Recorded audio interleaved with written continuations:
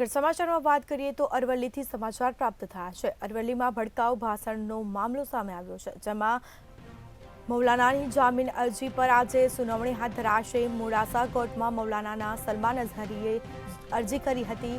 જામીન પર મોડાસા કોર્ટમાં સુનાવણી હાથ ધરાશે। તો જામીન અરજી પર મોડાસા કોર્ટ દ્વારા સુનાવણી હાથ ધરાશે। અરવલ્લીમાં ભડકાઉ ભાષણનો મામલો, જેમાં મૌલાનાની જામીન અરજી પર આજે સુનાવણી હાથ ધરાશે।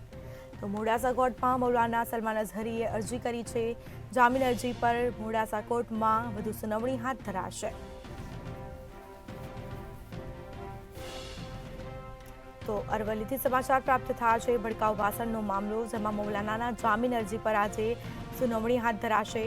મોડાસા કોર્ટમાં મૌલાનાના સલમાન અઝહરી અરજી કરી હતી, જેમાં જામીન અરજી પર મોડાસા કોર્ટમાં સુનાવણી હાથ ધરાશે।